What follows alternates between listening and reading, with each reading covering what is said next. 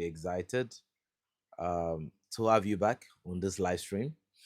So now we're going to be talking about a delegation of the European Union representative that paid a visit to Mali today.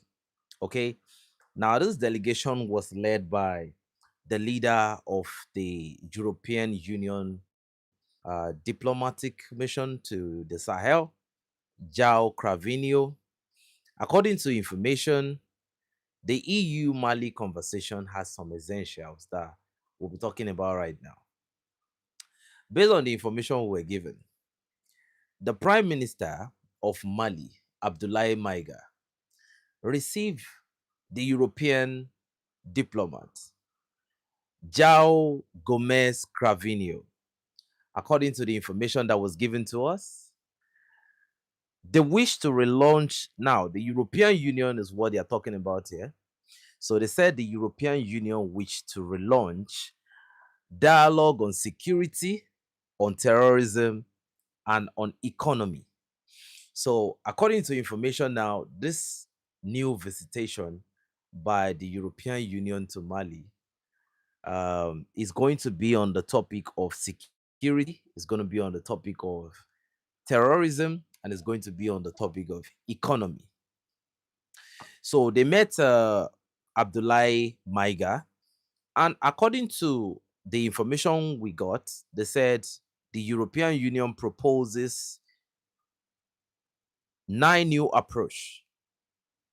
According to the information, they said the 27 European countries do not want to withdraw from the Sahel. That's not what they want. They don't want to go. They said, now, if you look at that statement, the 27 European countries do not want to leave the Sahel. They are saying this because they already left the Sahel by their own. By themselves, they left the Sahel. So they are coming back now. So what they should be saying is, we want to renegotiate coming back to the Sahel. It's not that they don't want to leave the Sahel. They already left in solidarity to their brother, which is France. So immediately the French were booted out of the Sahel. The remaining juntas, they followed their brothers out of the Sahel. So now, instead of saying the 27 European countries, right, do not want to withdraw from the Sahel, they already withdrew from the Sahel. They want to come back. Now, if you want to come back from a place you voluntarily left, people should sit you down and ask you, what do you want again? Okay, this is down to analysis now. It's not down to sentiment. People should ask you, why do you want to come back from where you returned, from where you left? If you left because probably you think where you were before wasn't valuable anymore. Thank you, brother. You probably left the Sahel because you think, based on your own IQ, that the Sahel is no longer important to your interests, because geopolitics is about interest. So you left the Sahel because your brothers left. Your brother is not back, don't forget. Okay? Now you are coming back to the AES. I will still get to Jao Cravinio. Now, they said they wish to relaunch dialogue on security. Now, families, this is a nighttime session and I want to systematically break down all these things.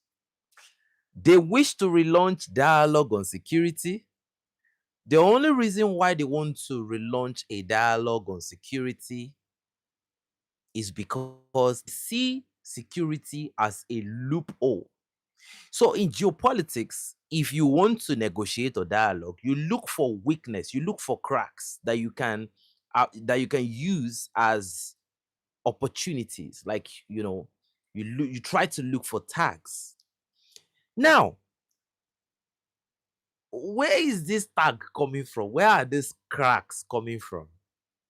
This is not a new methodology. In Africa, for quite a while now, let's say your country has a beautiful economy. So let's imagine that your country has a beautiful economy and they want a part of that economy. Their interests want a part of that economy. Now you do know that the next phase of geopolitics that we all are going to is the phase of geopolitics that is going to be dictated by the amount of resources you have.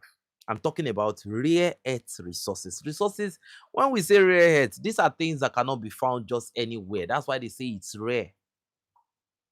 But you find it on the earth, so it's rare. You find most of these resources in the AES states. Most of them. A large amount of them. Then you talk about DRC. Then you talk about South Africa. Then you talk about Central African Republic. Then you talk about Nigeria. So in geopolitics, everybody have to understand their place and their leverage. This is the AES state understanding their strengths, understanding that they have the cards right now. Because if they don't have the cards, I can promise you there will be no need to send in terrorists. So one thing these people do recently is that they push in terrorism and they come with solution to create an opportunity for their industrial complex. I'm talking about their military industrial complex. So that is why they are talking about security. Now, don't forget something, please. I don't want all of us to forget something. They were in the Sahel when more than 60% of the territory was with the JNIM. They were there.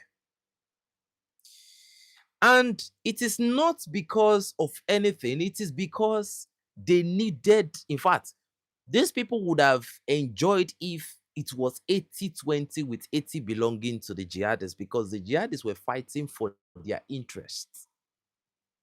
So it's not maybe they fought or no, they didn't fight. They came there for geologic projects. So to make them, do whatever they want to do with so much impunity, it was important for the civilian to think about safety. See, it's no fluke that you saw what Giorgio Meloni, the prime minister of Italy at the time, during the is it the UN summit, when she talked about Burkina Faso specifically. So now they talked about terrorism, security, terrorism. They are still talking about the same thing. What security are they talking about here? They are still talking about the same thing. And I want you to understand something. When it comes to addressing the root cause of this problem, the root cause of this problem was not created by, let's say, Damiba. It wasn't created by the previous Malian presidents. It wasn't created by Bazoum. The root cause was created by many years of colonial repression and dictatorship. This is not no. Before the direct funding, before terrorism. Because don't forget, terrorism was not there before. They were creating what looked like ethnic crises and all of that, found different methodologies to subjugate the people of this state. So we're in the new era. The fastest way to create that divide is to prop up some jihadists, some Islamic terrorist group. And like I said, there was a reason why they picked Islamic. Because the West and the Arabs, they have their own conflict of interest too. So there is a way, there is a reason why they said this is going to be this. So now they are approaching based on their own tools. Now, when they left the Sahel, let's be honest, they left with some of their companies, they left with some of their investments. What they did not understand was that other partners were going to come in. Let's say the case of Niger Republic. Okay, when they left Niger Republic, they thought the uranium was just going to be their line fallow, that they didn't have the technology to do whatever. They are going to beg Orano to come back. After so many years of repression and lying to people on the global geopolitical stage, that These people are nobody. They felt like nobody will go to them. There is no space, even for a space. And the Russians came in. The Turks came in, right? The Chinese came in. So to their own flaw, to their own debacle now, they are saying that they want to come back. My own advice, based on those first points that they said, I would say categorically that this is time for Mali to stand their ground. And the question is, why is the EU changing its strategy in the Sahel? Let's not get things twisted. They have not changed their strategy. The imperialist is a bad student, it goes away and come back almost the same way, just with little variation. So what I would say is that they are coming back to the Sahel. They would always come back to the Sahel. But it is more important for them to return to the Sahel, even right now, because their economy is currently in a watery grave. For you to have good economy, you need energy. There are two types of energy they use: the hydrocarbon, and they use the nuclear energy. Yeah, they have the total. France has total gas. There's Petrobras. They have a lot of companies, right, that can get them that hydrocarbon. Okay, but the cheapest form of energy that will prop up your economy is the nuclear energy. Hence, the Niger Republic, episode. So that is these are the reasons why they said they want to come back to the Sahel, because the alliance of Sahel states has the card. I don't know if anyone understands.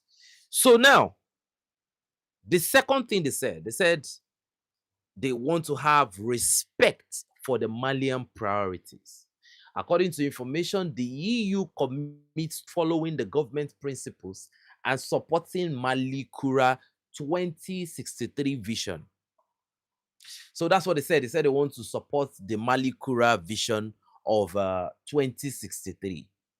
Again, I'm going to say this. When they say respect for Malian priorities, I don't know if anybody watched the Munich summit, okay, the security summit that Julius Madabio was invited to, that the South African lady spoke, the former prime minister of Burkina Faso, currently in Rwanda, spoke.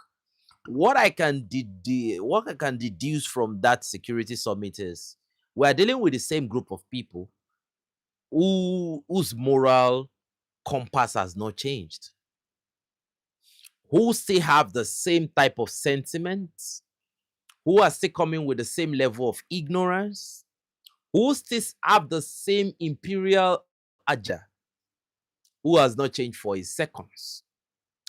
So we the summit, I posted it on one of my old videos. So a lot of people did not watch to that level. It was at the later stage of the video, but some people got it actually. So the thing is this, right? When you listen to what they said in that summit, you will realize that we are dealing with the same bunch of people. They've not changed. The juntas have not changed. So the thing is, you have Russia as a partner, you have China as a partner. Now, when you look at the current geopolitical issues that are related to certain interests in the world right now, it's better you don't have some states investing in your economy for any reason. The world is a social stage, the world is a global village or whatever they call it. But I can tell you, there is no reason for you to have certain people investing in your economy. Just my opinion. Because when you have them within, you have one more enemy to deal with. They always have a way of infiltrating. When they employ your people, you have to watch your back because they can use your people to run espionage on you. And the funny aspect of it is that some people don't even know that they are already serving the purpose of the imperialists before they know what is going on. And they will tell you they are ignorant. And ignorance, when you leverage on ignorance, when the issue of pressing concern has everything to do with the survival of your people, is a crime. It's no longer ignorance. Ignorance at the expense of the survival of your people for whatever gain is a crime. It's treason. It's not just espionage at that point again. So, do I want their investment? Just my opinion. No. Now, according to the information, they said Mali's response. The Prime Minister recalled that Mali is open to any partner who respects its sovereignty and the interest of its people. According to the information, they said Mali's delegation asked the EU delegation to understand that the current fight is a matter of human dignity. Well, for me, like I said, I would have loved a situation where the Malians go for the kitchen sink directly and tell them, no, we don't want a negotiation. That is what I would have done. But I'm not the people in charge. I am the type of person that I'm telling you right now, if I have a chance of being in a leadership position, I don't know how to dance around with people. I will tell them, no, we don't want you around. We already have partners. If it's economic partner, we have economic. When you look at the people that have worked with those people before, there is always one thing or the other. It's always one trouble after another. It's always one NGO after another. It's always one human right or whatever. Man, it's too much trouble dealing with these people. The best thing they can do is to arrange crisis. So the thing is, Jao Cravino, if you look at everything he said, you are a diplomat or whatever they call you, where I did not, I've never trusted him. Number one, it doesn't even look. Number one, I don't know how in the whole of Europe is this the diplomat they can find? To me, I don't know about you. To me, it doesn't look attractive, so I don't even like that face. So, secondly, his mindset is already on. Like you can when you look at his face, you can actually see what is going on in his mind. So that's why I say I don't even like that face in the first place. Then another thing is, in Munich, when he was talking, he drifted from the whole kabuki theater of respect for sovereignty and everything. We know it's all kabuki theater. Okay. Then he just drifted towards, oh, we know Russia is there for certain reason. We have to counter Russia in the Sahel. We have to do this. Come on now. You see, the leopard cannot change his skin. It was very, very quick to jump from the plan to jump into that old anti-Russian rhetoric. Okay? They can have this thing they call Russophobia with them. We are not scared of anyone in Africa. You can have Russophobia from where you're from. We don't have Russophobia. Okay? And the next thing we discovered was that, oh, he came down. He crashed out in that Munich session. Every other person was still trying to dance around it. This same representative that is coming to the Sahel to negotiate. And I wonder if the people that are attending to this guy, if they've actually watched that Munich security summit. Like I said, what I think is they should just tell them no. We don't want any more of this go and you come back and you go and you come back. There is a culture in Russia that if you leave in tough time, don't come back again. If you leave in a very tough time, don't come back again. And that culture is very peculiar to where I'm from. I'm talking about my home, not my tribe or whatever. I'm from my home. When you live in our community in a tough period, don't ever come back. We don't hate you, it's just the principle. So if the European Union in solidarity with France, if they left, good, you respected France and you left. Don't come back now. And does anyone think they are going to come back without France? So again, I will say, the question is that I want to ask everyone is, do you think it is very, very safe to have these people come back? Russia did not colonize Africa. China did not colonize Africa.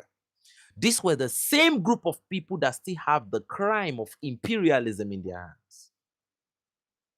And still, they've not changed. So it's a question for the people. I'm not answering the question for the people again. Do you want these people back? But it's so unfortunate that the people that went through the rigors of imperialism, of slave trade, it's so unfortunate that most of their progeny, their kids, most of their, they've forgotten. Everybody have forgotten how their ancestors were. Everybody have forgotten. It's they've forgotten like it never even happened. When you look at the conversation of people, you're trying to be civil. Who taught you to be civil? Who gave you that advice?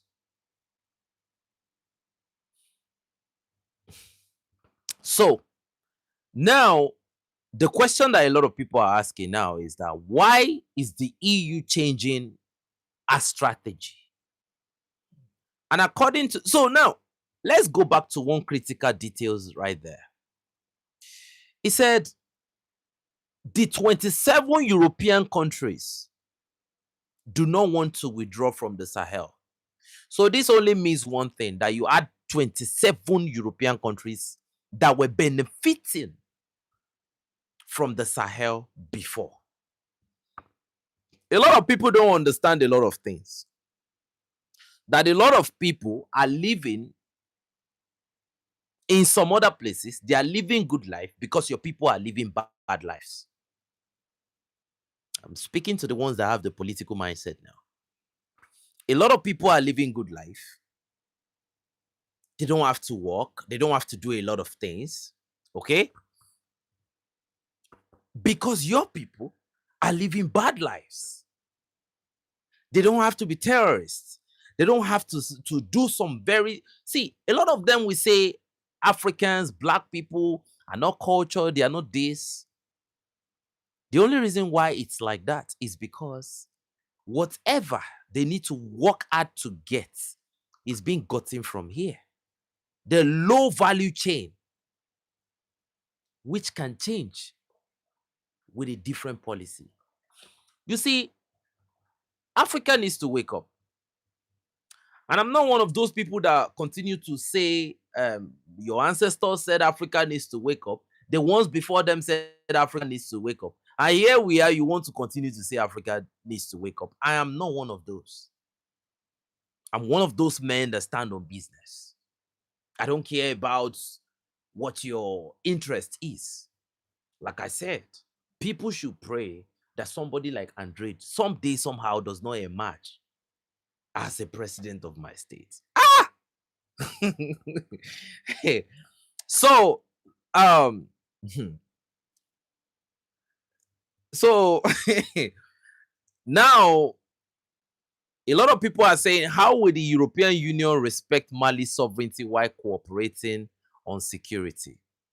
A lot of people said, what economic benefit is on the table for Mali? So, ladies and gentlemen, that's the question. That's the big question we need to be asking right now. Okay, you want to come to Mali with 27 countries. You want Mali to carry the weight of 27 European countries.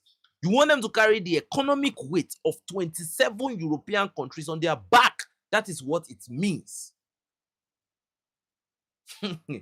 So the question that a lot of people are asking now is, what is in this deal for Mali? Don't tell me AIDS. Don't tell, you've been away from Mali for how many years now? They are doing well without donation, without AIDS. So the question now is, Mali is about, it's not my purview to speak for them. I don't know how this is going to go, right? So 27 countries. Do you know what a single country is? So you want to put the economic responsibility. You see, that is why a lot of Africans suffer. This is 27 different interests. Before, it was one country that was a representative of this whole unit here. So it was like that single country, which you all know was the senior prefect boy, the head boy that was controlling the other 20 whatever. So they are saying they want to come back and and what economic benefits? No, let's be very, very clear. What technology do they want to transfer? What knowledge, what economic value do they want to transfer? If Mali produce anything, I can guarantee you that China can buy everything. Anything that Mali produce, down to food, the Chinese can buy everything that Mali produces, not even without one being left. So the billion-dollar question is, what economic benefits do they offer to the Malians? Education? You want those people to educate you again? It's funny, honestly, because is it the English that they want to come and teach you how to speak better again? Because I think that's the only thing that was transferred, emasculating your own language. So the question is, why do you want them to come back? Is there any reasonable economic benefit? So that is it to open the European market? There will be no balance. The trade balance cannot be there. What do you want to ship? They want to get your minerals for ship. Okay. So now I think the better, it would be very, very good for Africa to understand that we are not part of the West. And let's not lie to ourselves that we are non-ally. No, don't do that to yourself. Nigeria used to claim that they are non-ally. Is Nigeria an ally of the West now? That's a question I'm asking a lot of people now. You have to choose your ally and you have to stand with your ally toe to toe. You have to double down with your ally. There's nothing like non-ally. There is nothing. See, before you can say you are non-ally, your military capability have to be at a level where the enemy knows that, man, if I throw a single jab at this guy, I'll probably get a hook. That is when you can claim that you are non-ally. But in Africa, you have to have an ally, a nuclear ally for that matter, that has economic strength when it comes to empire real estate innovations, that can really, really transfer $1 billion worth of game to your people when it comes to transfer of technology, education, and the rest. Now we have Burkinabes traveling out to go and, get training on cosmonauts, right? To get training on big technologies. This thing will never happen with the European countries because they look at you, Africans. So if we transfer this knowledge to Africans, what are we going to use as leverage to continue to keep them on that horse? These people have been taking advantage of Africa forever. So, like I ask again, what is it in it for the Malians if they want to come back? So now, into the information that was given as the last, they said, can this new dialogue succeed where the past mission failed? Now, the only premise I'm going to use to give my own conclusion is when you look at what they are saying right now, if you have the opportunity to look at what was said during the Munich summit, then you will realize that you don't need these people. I'm not speaking for the Malians and I'm not speaking for the Burkinabes. I'm not speaking for the Nigerians. I'm just speaking as an African that for me, I would rather not have them at all. So now, that is a stage for me. Now, we have a Ghanaian blogger, okay? We have a Ghanaian blogger called Tum Tum. I've forgotten what he called his name. I think his name is Cyrus or something. So yeah, his name is Cyrus, and they call him Tum Tum. Somebody posted this video, and where he said the Alliance of Sahel States, or probably he said Burkina Faso needs help. He said they need international help. He said Burkina Faso, according to what he said Burkina Faso it has no control over their territory apart from Ouagadougou. He said he predicts that Damiba might probably be murdered in prison. He said he's calling for ECOWAS and the African Union to help. Now, first of all, you can't call a bloc to help another bloc unless there is collaboration. And if you are offering to help, you go back to your bloc. I don't know if a lot of people understand. So what am I saying now? People do things and say things based on their personal interest. And if you look at most of these people, a lot of people just jump on this narrative of I'm a Pan-Africanist. No, it's not enough. Okay? It's not enough to say that you are Pan-Africanist if you are not informed. You can hide under the canopy of being Pan-Africanist. Even if you are not informed, you can keep quiet on some conversations because you don't have the cards, you don't have the experience, you don't have the capability to talk about it. If you think it does, I can tell anybody that know him to go and tell him to come and have a geopolitical conversation when it comes to counter-terrorism with me. He doesn't know anything. And the dangerous thing is when you don't know anything about a certain, I'm not saying he is good when it comes to geopolitics, nation building, probably economy. But when you drift beyond your scope of knowledge, you drift beyond it, then you will look like a bandit because you have no knowledge on what you are talking about. Meaning, if you see a propaganda video you don't recognize, meaning everything you see, you take it like that. And because you have an audience that believes that you have some sort of cerebral, matter in your head, they will follow everything you are saying. And this is dangerous. That you have the opportunity to speak does not mean that you talk about an issue that has something to do with the national security of a particular state, where the national security issue is very volatile. And you now try to use that opportunity to misinform people. You cannot do that because you have so-called audience. I was shocked even when I saw David Udenye. David Udenye, right?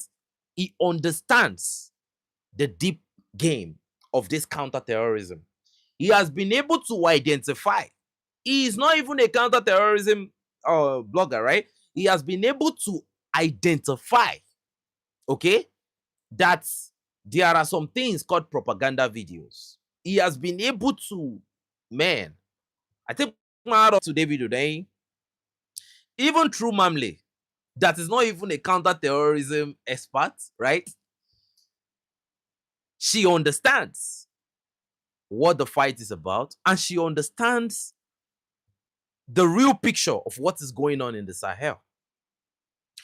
So now, he talked about prediction of Damiba's death. Now, everything he spoke about, to me, it looks like um it looks like a propaganda. You see, there is a reason why the Ghanaian traders were attacked. There is a reason why that market was attacked. Now, like I said before, I've said it before, that if the plan is to make sure that the entire coastal countries along the southern pole of West Africa, if the agenda was to make them hate the Sahel, you might not be needed at the end of the day. Because I don't know where this propaganda is coming from. Probably it's pained because probably 3 Ghanaians were attacked in the operation of the JNI. So it's Bobo de la Soul. He doesn't even know any. I don't know if he knows if there is any place called Bobo de la Soul. Right? Thank you so much, Mr. Nelson. Thank you so much for the donation. He said the whole of Burkina Faso is under control of the jihadists. He said some places there have, he said the Somme. He said there is a place called Somme. This man knows nothing about Burkina Faso. And like I said, I was disappointed because the question is that the best product that Ghana can bring to the table? The question is, I will say this categorically, right? Yeah,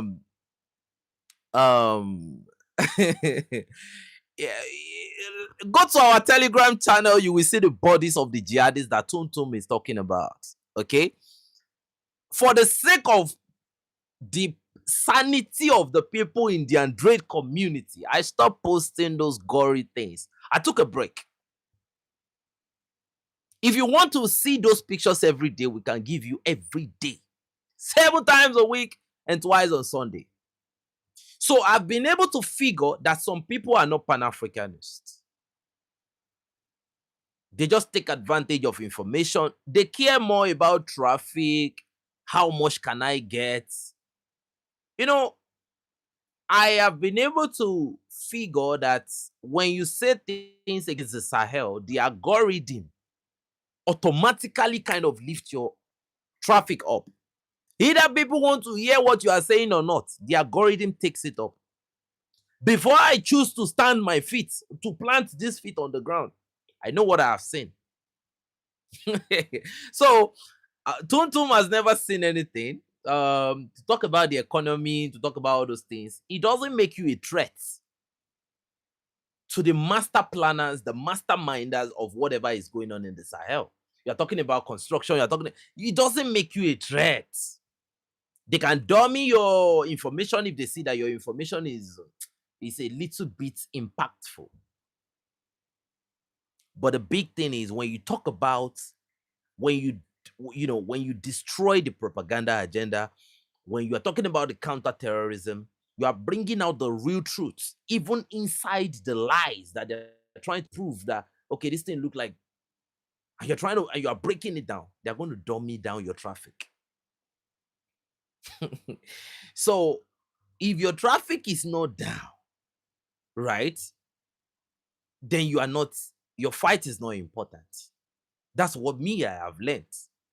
Because when I started on the counter-terrorism basis, I see, I'm one of the most experienced in this thing, unfortunately, because I have experienced the upside of it and the downside of it. When I started, and I was speaking for both sides, That's what I did. I said I want to be. You see, the traditional knowledge, a lot of people need to get re-educated. The traditional knowledge of you being a journalist is, they call it free speech. So you have to be able to talk for this side and talk for this side.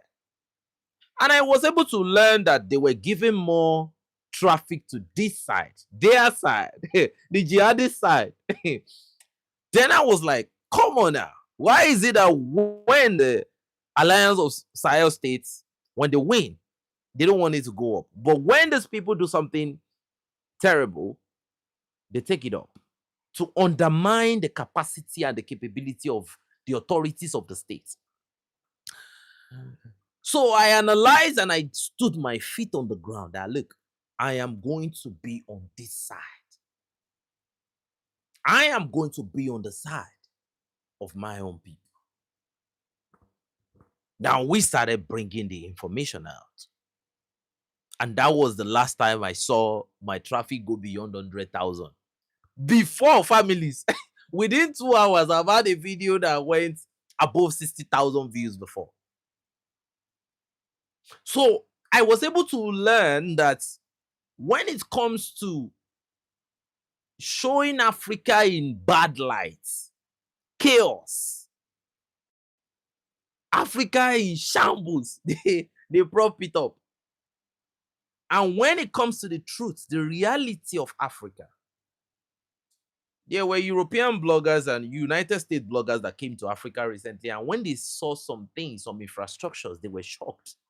Because what they tell them about Africa in their continent is that Africa is a place where a squirrel lives in the pot in the kitchen. And so that is not the reality.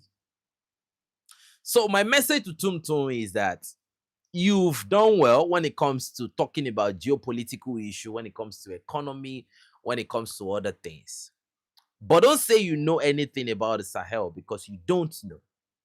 Now, he talked about Damiba's case, that what he is hearing. From which source did you hear anything about the Damiba? Okay? He did not hear anything about Damiba. Anything about Damiba that you are hearing right now is probably propaganda and speculation. He did not hear anything about Damiba. Now, he now brought out, he brought out this propaganda that he's saying it now that we should hear it from him first. That Damiba might probably die in jail. So at that point, I felt like, what are you doing at this point? Right? So I see someone that is building momentum for ECOWAS. You see, people can be heartless sometimes. It's not their fault. For me, right, that's the reason why sometimes my eyes is red. I'm tired. I come back out. I'm tired. I come back out.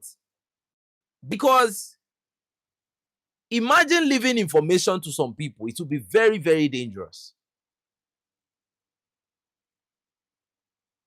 Imagine leaving information for certain people that think they have the credibility to inform people. It will be very, very dangerous.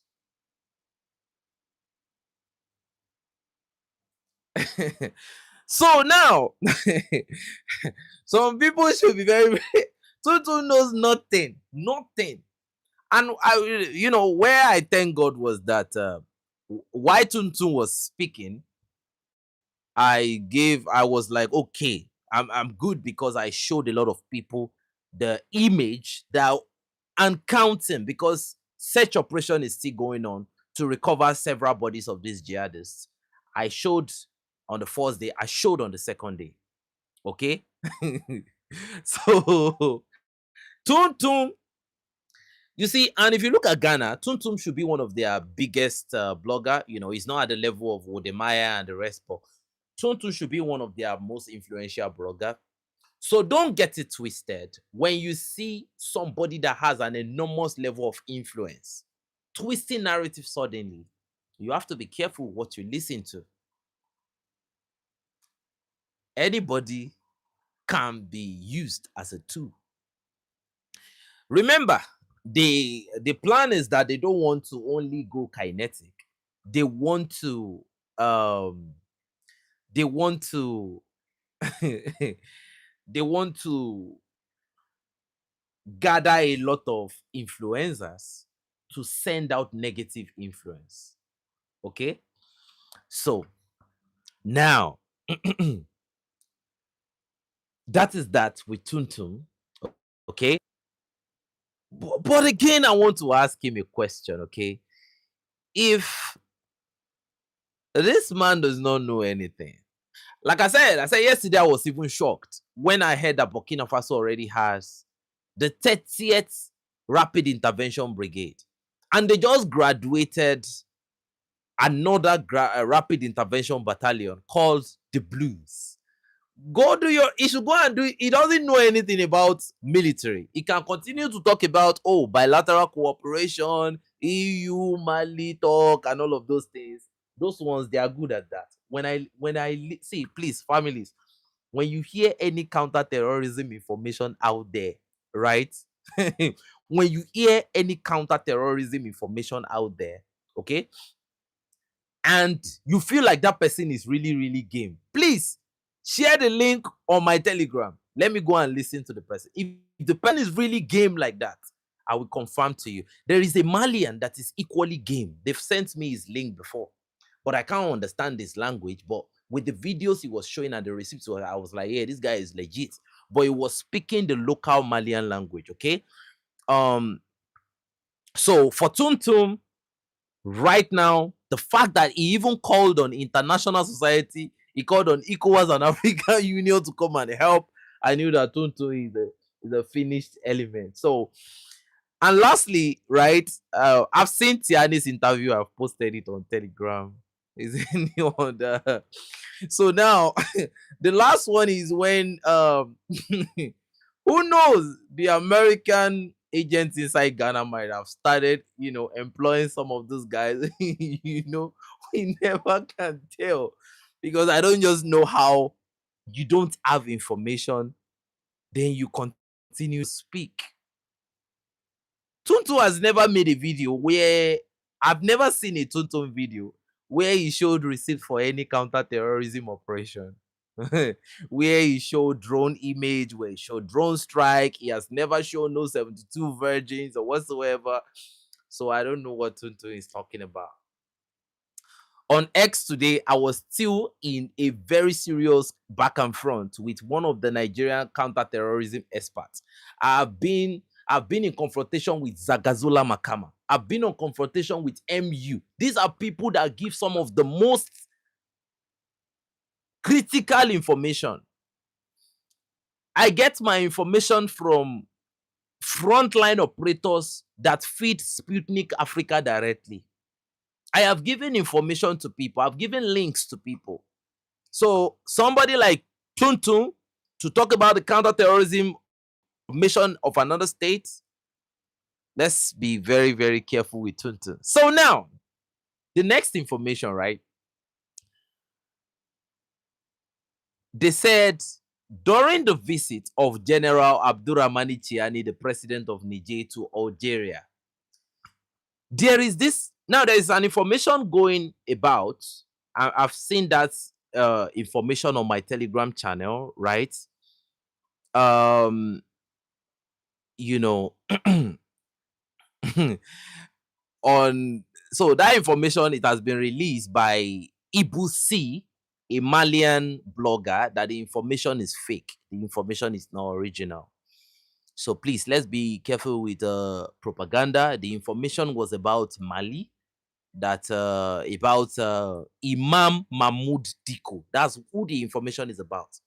So according to, and there is another information out there, okay, that Mali's diplomat has gone to resume in Algeria. They are saying the information is false.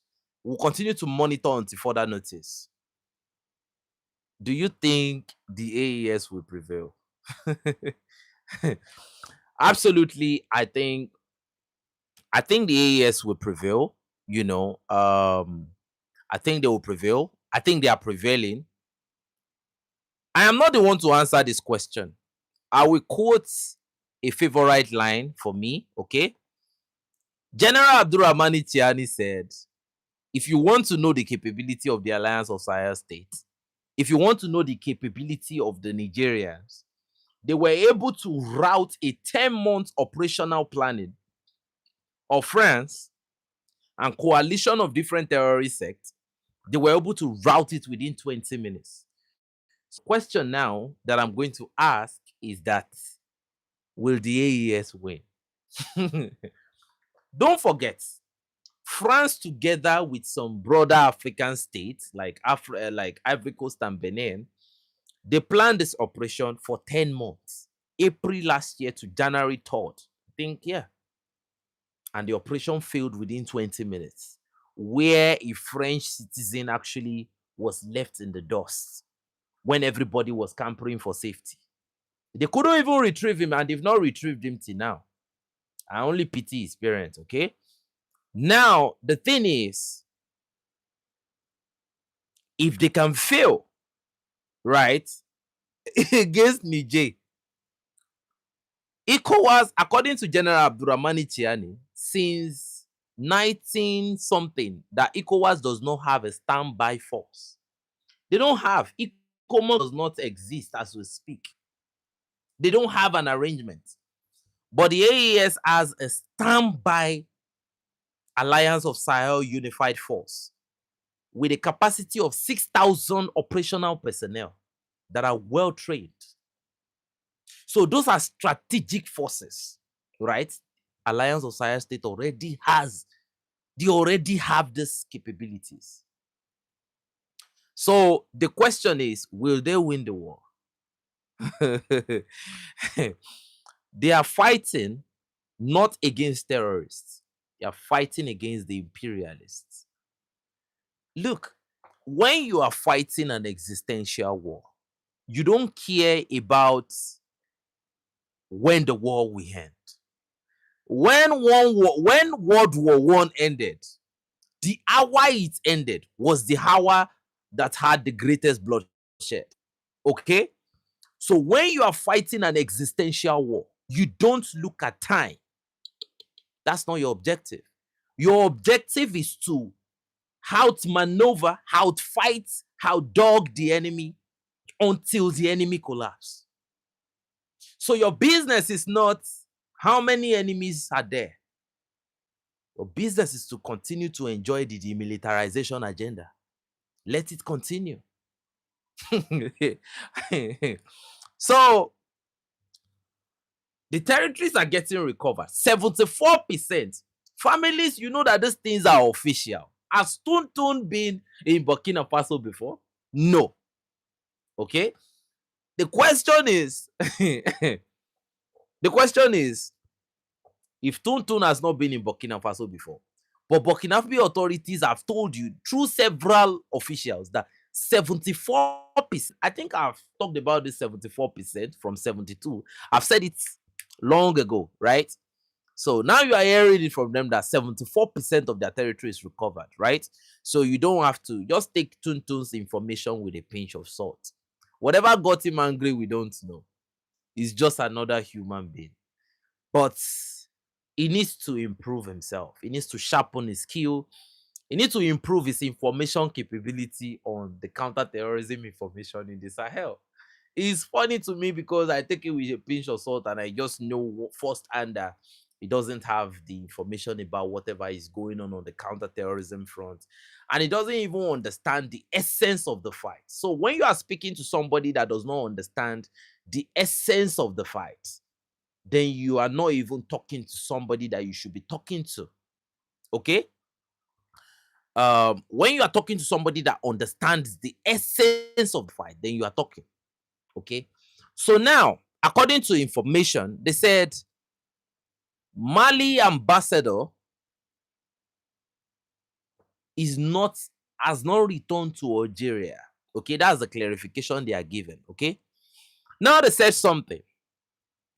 They said report claims that Imam Mahmoud Diko, okay, Imam Mahmoud Diko, that he wanted to meet President Abdurrahmani Chiani in Algeria. Imam Mahmoud Dicko is the head of all the terrorist sects in the Sahel.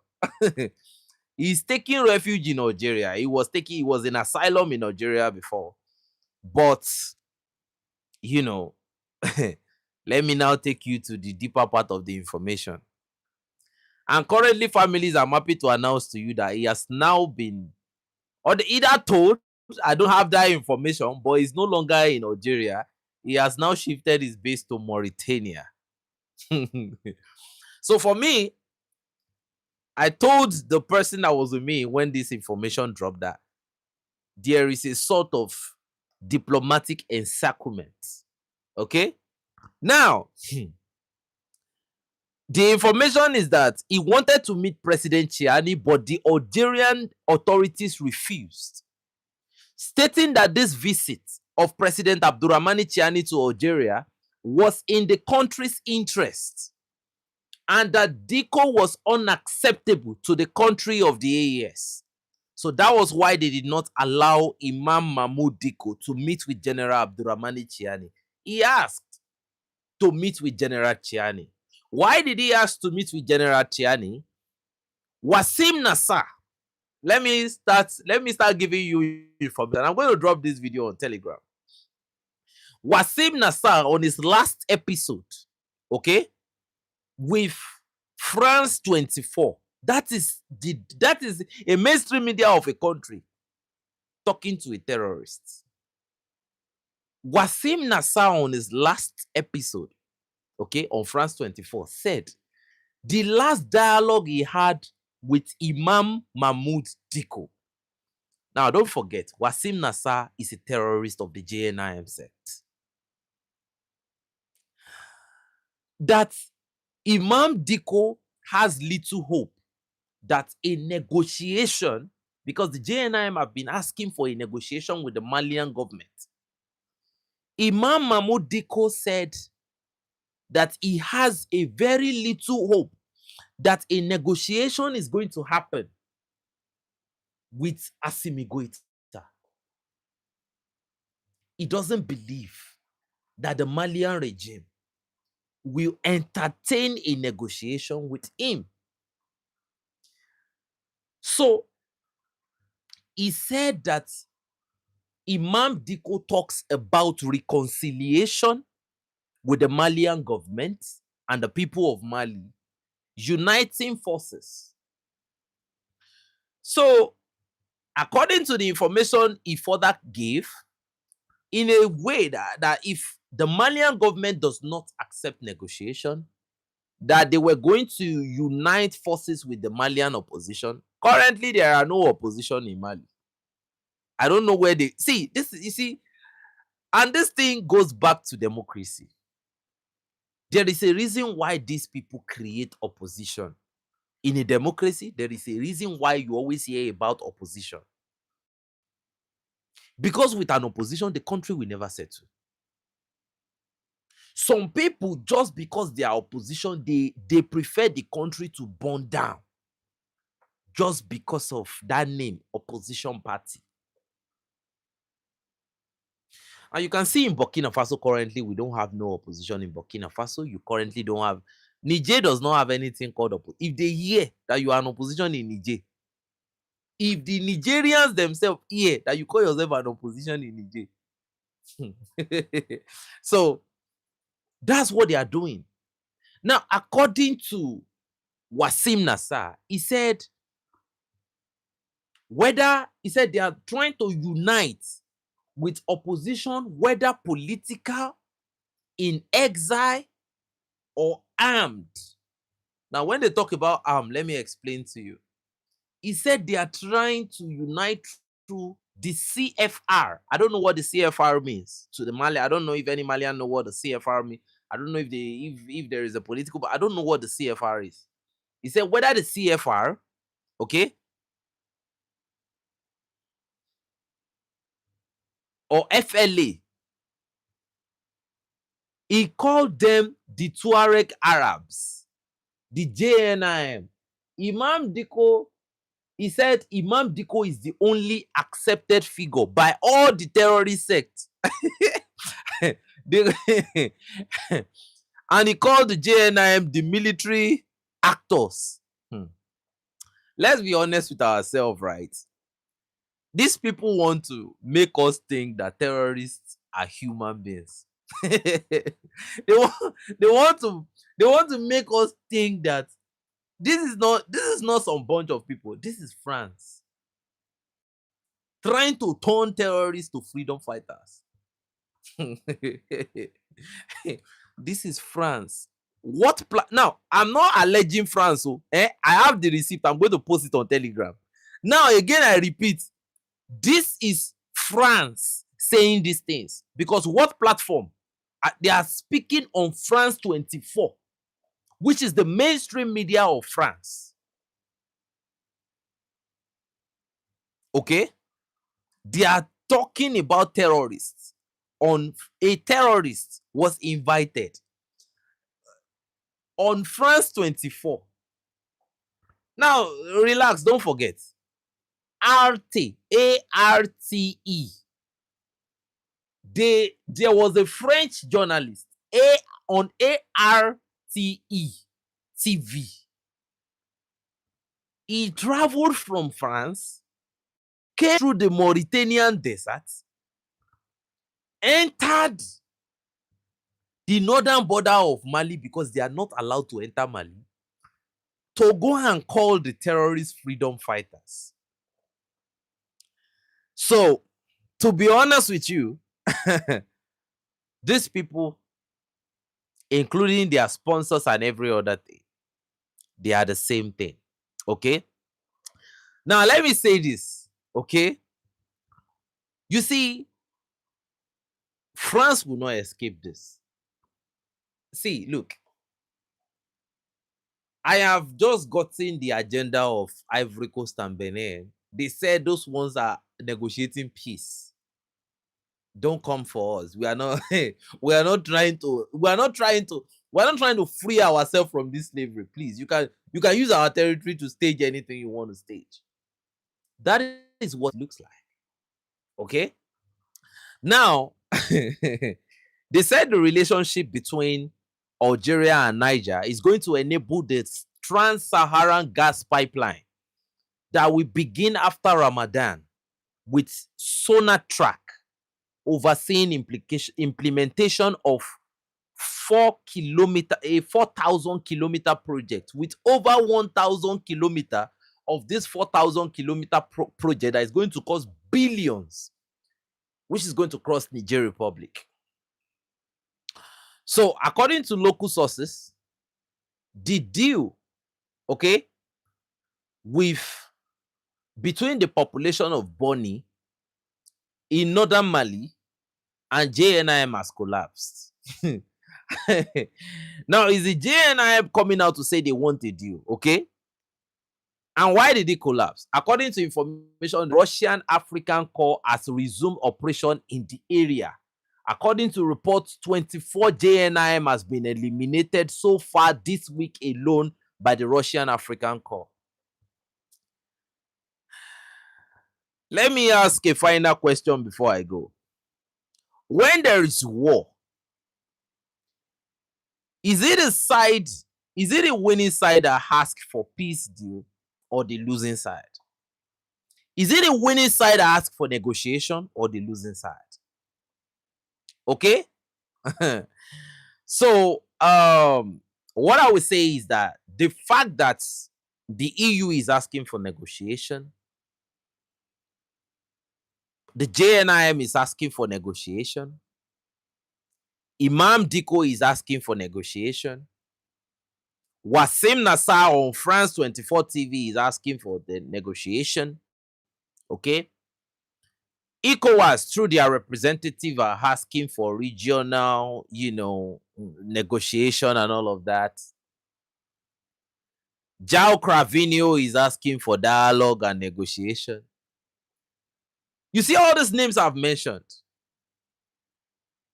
They are representing the enemy. I don't know if anybody gets me. The whole name I just mentioned, they are representing, including ECOWAS. Let's not get it twisted. After the attack on the Diori Amani, ECOWAS did not even say anything. Okay? They did not say anything concerning the attack. And if you've watched that General Abdurrahmani Chiani's video, you will know the deeper plots. This is a real war. This is an anti-colonial war. Because colonization still exists till tomorrow in those countries where people have not stood up to say no. You know, thank you so much, By Design. Thank you for the donation. The Alliance of Sahel States, I don't think, see, there is a point you fight someone to, you don't need to punch the person to sleep. You just need to stay around. The person will crash out by themselves. You just need to stay around. Don't go. So I think for the Alliance of Sahel States currently, I will say they just need to hang around. The economy of the enemies is already crashed out. The economy is down. Okay? Financially, they are nothing. They are beginning to wear okirika in their country. If you understand what it means to wear okirika, in South Africa, they don't even wear okirika. So if you can wear okirika in your country, you are finished. As a Nigerian, I have the privilege to know what okirika is. So if you're already wearing okirika in your country, you are done. And unfortunately, the only person that they can blame for their economic debacle is the Sahel states. They cannot dare to tell. See, they can't stand before their citizen and tell their citizen that the reason why we are nobody right now is because we've never been anything. And we've been living on the backs of these people. Now, Burkina Faso did something today. I'm sorry, I will have to talk about this before I go. And I will link it with Mali a little bit. Burkina Faso has they've now they've now put out 4 locomotives. They said for economic benefits. Now that locomotive is going to be moving from Burkina Faso to Ivory Coast and all of that. You know, the Ivorian represent. I know a lot of you must have seen the information. You know, it's going to be a train pathway where that is going to reduce economic. You know, when you are using train to move goods from one country to another, you know, the cost is just down and it will benefit the people, economic, all of that. So it's good that Burkina Faso is now running, you know, Africa. I think Africa is about to become very beautiful. You know, the fact that probably you can travel from one country to another in Africa via train, you know, you can ship goods from one place to another in Africa via train. It will make economy better. It will ease things, and that's so beautiful. But here is my cautionary tale. When you look at Ivory Coast, there is no need to pretend at this point.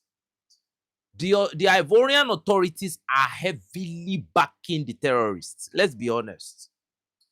That is why when I look at people like Tum Tum, I just nod my head that this guy does not have any information. Because families, I believe you all saw the video of the terrorists recently where they entered the Ivorian territories, where the soldiers are, and they were chatting with themselves. Some of them even shot back.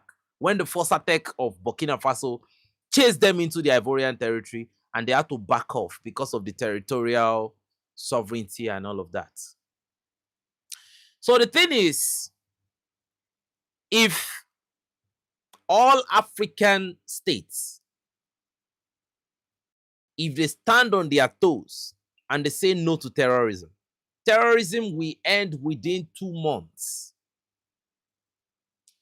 So it's not like terrorists are inside Nigeria. It's not like they are inside the AES currently as we speak. They come from the neighboring states. Some of them come from Mauritania. Some of them come from, they come from Chad. Some of them, Ladies and gentlemen, did you not see that the MPLJ terrorist sect, they ran back to Chad after they were routed by the Nigerians recently? If you look at most of the attack, if it's not coming from the Mauritanian border before Algeria, the FLA, then you have, they are not coming from Senegal. They are coming from Ivory Coast. They are coming from Benin Republic. They are coming from Nigeria to Niger. So some of them come from Sudan. So when you look at everything that is going on, you will realize that it's the regions. It is a regional issue. It's not a problem of the Sahel. The Sahel are doing what needs to be done to eliminate terrorism. Now, this is what I think is going to be the game changer. When the satellites come in, everything will be over because they will have eyes on the borders at all time with the satellites. And if there is any planned incursion, they can launch in fact, there will be rapid response. When I mean rapid response, the real rapid response, we can talk about it when they have their satellites in the sky. So all this reconnaissance, yeah, there's good reconnaissance in the Sahel, but when the satellites come in, it's a game changer. It's not like the enemy will not plan at that point, but the plan will be getting stopped. Artilleries will be fired to their location with so much impunity. Okay? So we just have to wait for that time. So for me, I am still going to go back to the locomotive between Burkina Faso that is going to enter the Ivorian territory. I still think it's very dangerous because of the stance of Ivory Coast towards the terrorists. This government are pro-terrorists. The governments of Ivory Coast are pro-terrorists. Based on the video facts we've seen, okay, based on statements from people like Makoso or whatever they call his name, you definitely know. Look at the Epstein file.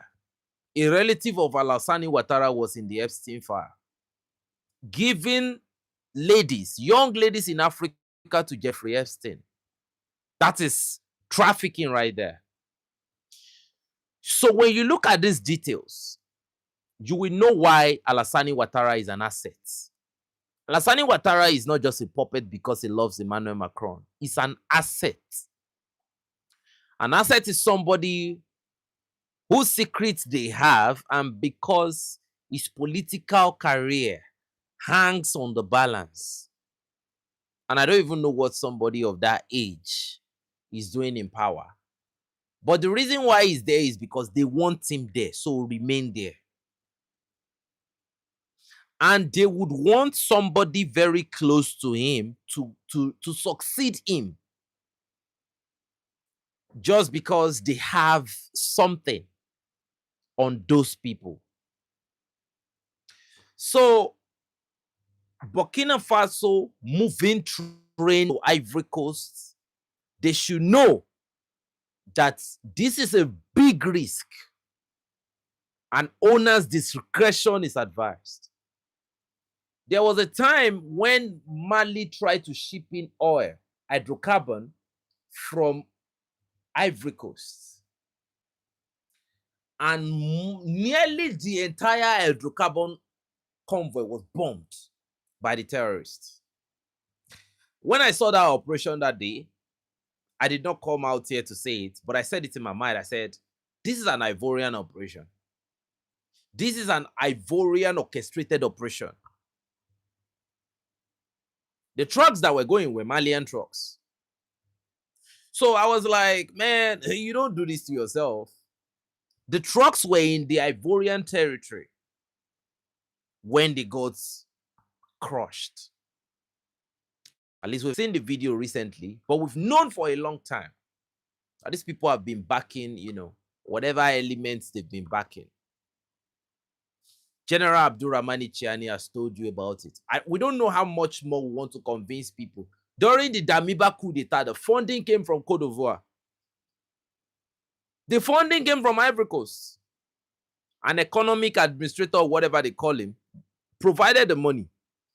So when we say the authorities of Ivory Coast are involved in this operation or this destabilization, we have overwhelming facts.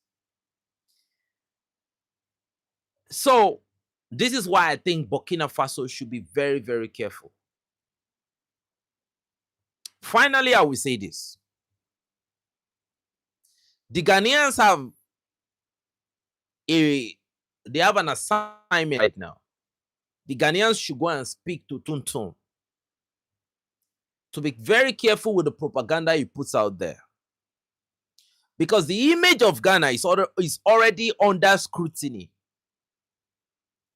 With the French forces in Ghana and the American forces in Ghana, with what the Ukrainian president Volodymyr Zelensky have said before, that they are collaborating with Ghana on drone and whatsoever, even though we are trying to dribble around the fact that the president of Ghana, okay, he said this, he said that,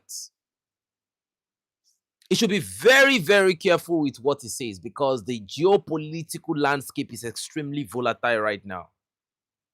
And he should not allow himself to be used as the one that will damage the integrity of Ghana completely. This is not just internet. This is not just a space where you can just say anything. You have to know that you are carrying an enormous level of, responsibility. And you are carrying the image of Ghana on your head when you speak.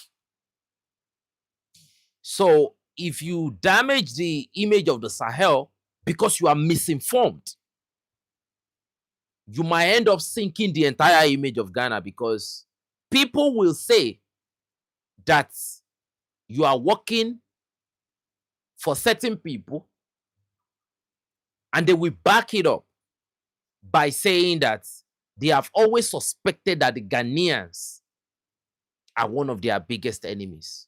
We have been trying to defend that, but don't make it easy.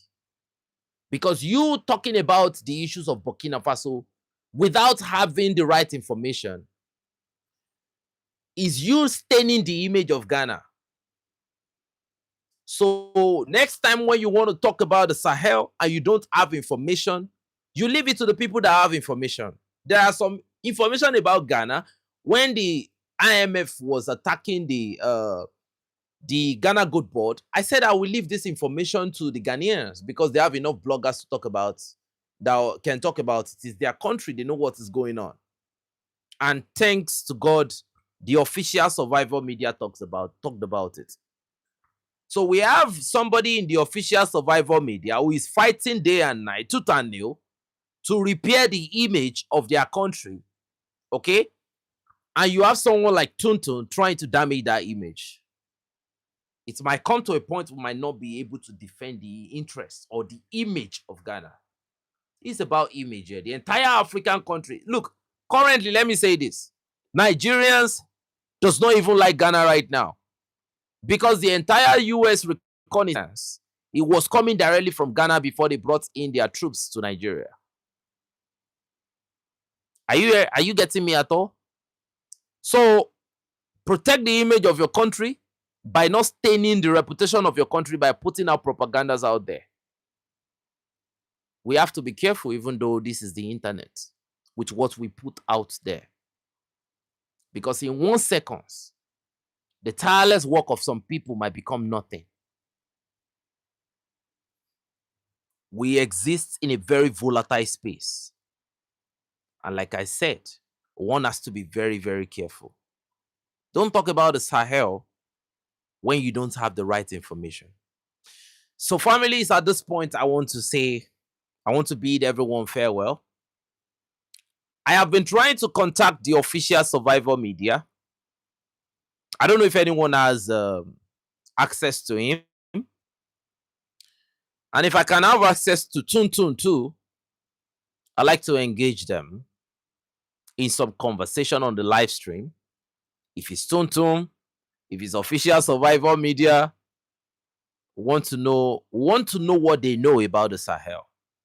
And we want them to educate us in the Android community. How about that, family? So that is my next mission. I want to bring these people to the Android community. We want to ask questions. We want to know what they know about the Sahel. We want to know how they see the the fight that is going on in the Sahel, the anti-imperial fight. We want to know how they see it, what is their position towards the Sahel. We want to know. So, families, if anyone have information on how I can contact the official survivor media or Tum Tum, you can kindly give me the information. I will gladly schedule it so that those of us in time zone can be away. All right, all right, all right. I will definitely do just that. I will definitely do just that. So and I'm working very hard to bring David Udenyi back. Udenyi is a Ghanaian resident right now. So we equally discuss this Tuntun's conversation about and any Ghanaian I'm going to bring here, I'm going to be putting this conversation of Tuntun into light so that they can know and they can talk about it. So, ladies and gentlemen, I want to appreciate everyone for coming back. I really love you all. You know, sometimes I know you have to rest, but the reason why I come back sometimes is because we have information that you should know about, and secondly, um, and secondly, we can't just allow people like Tuntun. I'm sorry to say this, until it kind of goes out there and it cleans up his reputation. We can't allow people like Tuntun to undo certain delicate information. They are going to destroy everything. So thank you very much and God bless you. And for the Ghanaians in the house, right? I know you are proud of your boy, but I say this unapologetically. He needs to clear his image because what he just did today is propaganda. Thank you and God bless you. See you.